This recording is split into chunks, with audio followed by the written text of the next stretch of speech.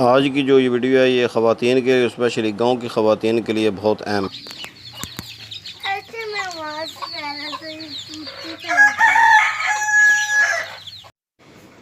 بسم اللہ الرحمن الرحیم۔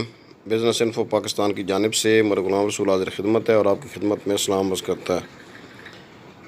یہ کچھ عرصہ پہلے مہینہ ڈیڑھ مہینہ پہلے میں نے یہ آرگینک فارم تھا گاؤں میں، اس کا وزٹ آپ کو کروایا تھا، اور اس میں نے بتایا تھا کہ 15-16 مرغیاں تھیں ان کے پاس نا۔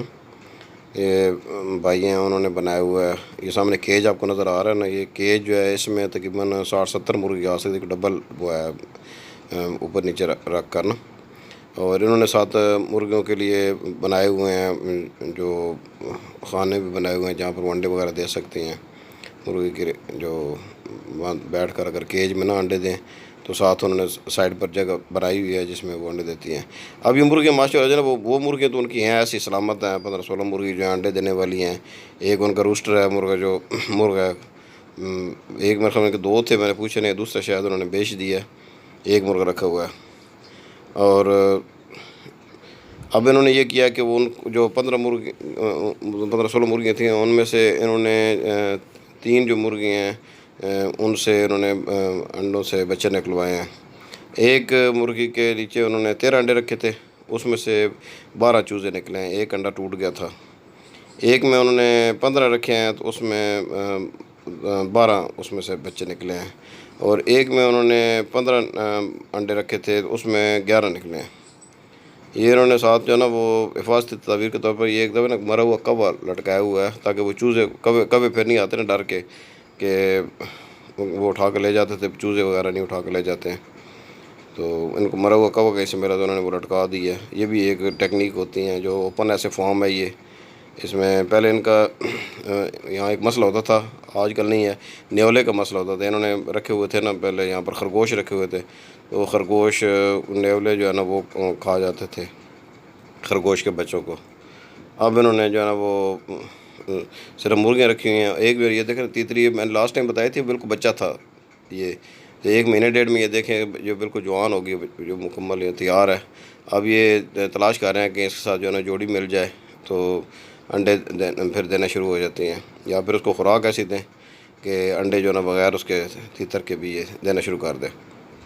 یہ انہوں نے دیکھیں نا میں کبوتر کا لاسٹ ٹائم ذکر کیا تھا، کبوتر بھی انہوں نے رکھے ہوئے ہیں۔ کبوتر کے رہنے کے لیے نا انہوں نے جگہ بنائی ہے، شہروں میں تو وہ اوپن جو ہے نا وہ لگاتے ہیں، چھتوں پر لگاتے ہیں نا، انہوں نے جو نیچرل ماحول یہ دیا ہوا ہے۔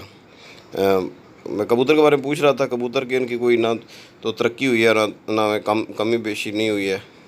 یہ دیکھو پانی کا انہوں نے انتظام رکھا ہوا ہے، یہ بالکل نیچرل خوراک کھاتی ہیں۔ انڈے بھی جو ہے نا وہ بڑے مزیدار ہوتے ہیں ان کے، کیونکہ یہ دیسی ہیں۔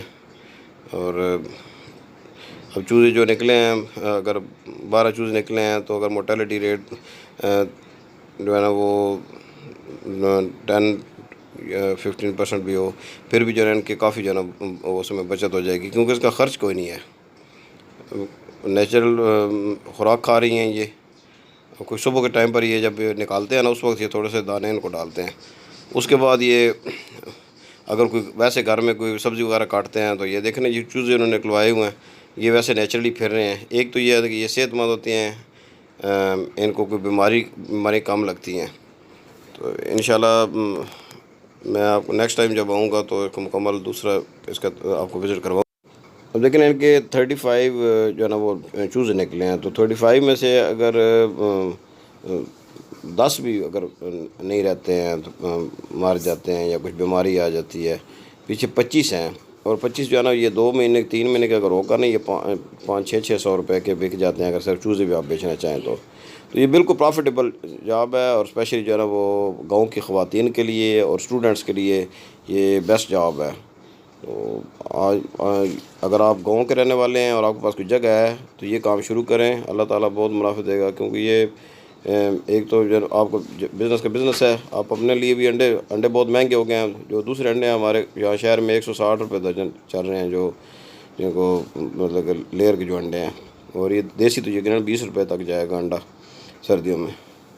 اب اجازت دیجیے، نیکسٹ انشاءاللہ جلدی ویڈیو کے ساتھ حاضر ہوں گا۔ اللہ حافظ۔